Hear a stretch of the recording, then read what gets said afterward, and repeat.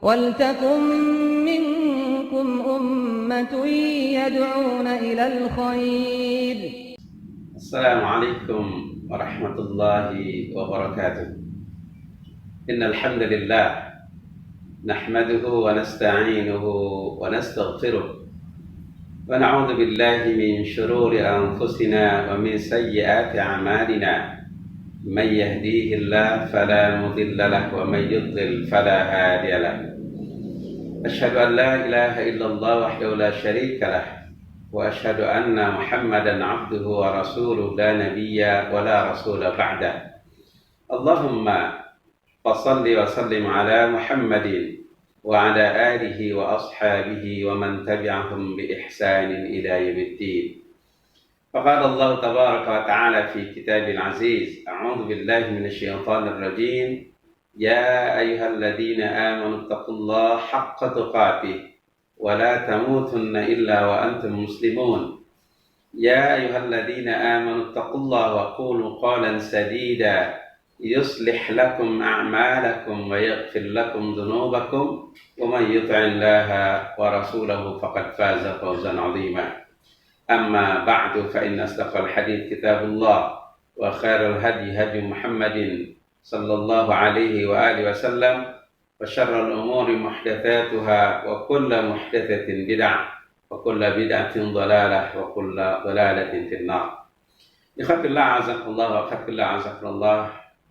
Alhamdulillah, di pagi ini kita dipertemukan dalam suatu majelis yang mulia, di mana majelis yang kita sekarang duduk bersama ini satu majelis yang lebih utama dibandingkan majelis-majelis lainnya. Bahkan Rasulullah SAW menyebut majelis ini sebagai Raudhatun min Riyadhil Jannah, taman di antara taman-taman surga. Betapa Rasulullah SAW menyebut taman di antara taman-taman surga menunjukkan betapa majelis yang mulia ini merupakan majelis yang paling agung, yang melebihi majelis-majelis yang lainnya. Karenanya dalam satu hadis Rasulullah SAW memberikan sebuah statement yang luar biasa tentang majelis yang mulia ini, mengatakan, idza marartum bi riyadil jannah farta'u. Jika engkau melewati taman di antara taman-taman surga, maka irta'u, mampir dan nikmatilah, bersenang-senanglah di dalamnya. Irta'u, mampir dan bersenang-senanglah di dalamnya. Ini menunjukkan betapa majelis yang mulia ini yang kita duduk bersama ini adalah satu kenikmatan yang Allah berikan di dalamnya. Ya, Allah akan memberikan banyak kebaikan-kebaikan di dalamnya. Semoga kita yang selalu berada di majelis yang mulia seperti pada pagi hari ini, kita selalu mendapatkan kebaikan-kebaikan untuk di dunia kita dan akhirat kita. Dalam satu hadis Rasulullah mengatakan, "May yuridillahu bi khairan yufaqihu fid-din." Barang siapa Allah menghendaki kebaikan pada seorang hamba, maka Allah akan memberikan pemahaman terhadapnya agama. Subhanallah.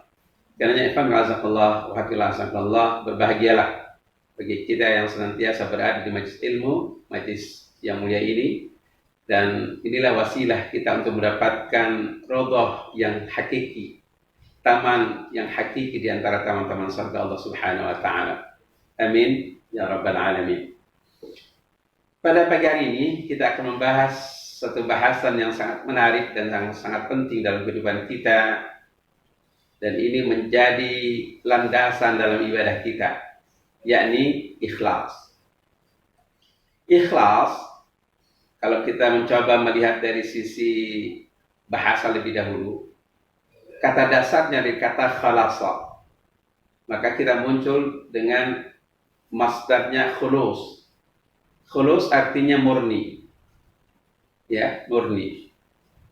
Khalis orangnya, ya, yang betul-betul memiliki kemurnian. Tidak hanya orangnya, tapi ada disebutkan agama pun menjadi khalis, ya, yang memiliki kemurnian. Allah sebutkan, ala lillahi dinul khalis. Ketahuilah sesungguhnya Allah Subhanahu wa taala memiliki ad-dinul khalis, agama yang murni, tatanan kehidupan yang murni. Al-Quran dan As-Sunnah itu kemurnian.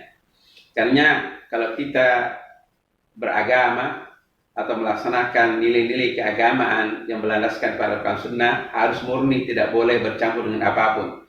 Kalau sudah tidak murni, bukan lagi agama Islam, bukan lagi ajaran Islam, ya, sudah bercampur dengan tradisi, bercampur dengan kebiasaan, adat istiadat dan lainnya, maka itu bukan murni lagi. Sama halnya dengan air.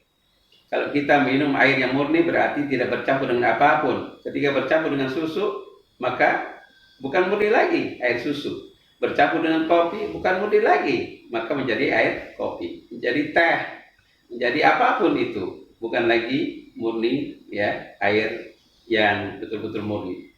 Karenanya dari dasar inilah, ya, kemurnian, ya, lalu ditambah dengan alif menjadi kalimat akhlasa.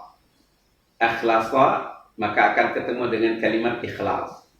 Artinya kalau sudah ditambah dengan akhlasa, yang tadinya fi'lul lazim itu tidak memerlukan objek, tidak memerlukan sasaran, ya, tidak menjadi satu target yang akan kita capai. Tapi dengan tambahan alif, dalam bahasa Arab disebut dengan muta'addi, al-fi'al muta'addi. Jadi ada sasaran, ada target, ada objek yang menjadi tujuan yang akan dicapai. Karena kalimat akhlasa artinya adalah menjadikan, ketika kita beribadah kepada Allah, mengikhlaskan diri karena Allah Subhanahu wa taala, berarti betul-betul kita beribadah kepada Allah Subhanahu wa taala, yang menjadi target adalah betul-betul murni karena Allah dan murni ajaran Allah Subhanahu wa taala yang dilaksanakan. Sehingga tidak mungkinlah kita melaksanakan ibadah ikhlas hanya dari sisi hati saja. Murni karena Allah, menjadikan apa yang kita lakukan ibadah karena Allah. Jadi targetnya jelas. Ya. Tetapi juga, ya, bukan hanya hati yang menjadi target, tapi juga dalam cara ibadahnya betul-betul murni ajaran Allah Subhanahu wa taala. Jadi mengikhlaskan seikhlas-ikhlasnya dalam melaksanakan ibadah kepada Allah Subhanahu wa taala, menjadikan betul-betul orientasi tujuan ibadah kepada Allah Subhanahu wa taala saja, tidak ada lain, dan melaksanakan perintah Allah Subhanahu wa taala. Ini dua hal. Sehingga tidak mungkin orang mengatakan saya ikhlas karena Allah dalam satu sisi dari hati saja, tanpa kemudian mencoba untuk melaksanakan apapun yang diperintahkan Allah Subhanahu wa taala dalam Al-Qur'an dan sunnah Nabi-Nya sallallahu alaihi wasallam. Betapa banyak orang yang mengatakan ikhlas, menangis dalam beribadah, tapi pelaksanaan tidak mencontoh Rasul SAW. Melaksanakannya tidak sesuai dengan tuntunan Allah dan Rasulnya. Ini pun akan menjadi cacat ikhlas karena Allah Subhanahu wa taala. Karenanya pada kesempatan yang baik ini, saya ingin mengajak sebuah perenungan bagaimana kita bisa mencapai keikhlasan dalam beramal. Karena ikhlas itu adalah sesuatu perkara yang sangat besar dan sangat agung, sehingga Allah tidak akan menerima ibadah kita bukan karena ikhlas, ya, kalau tidak dilandaskan dengan ikhlas, ya, sangat agung dan menentukan diterima dan tidaknya amal ibadah kita.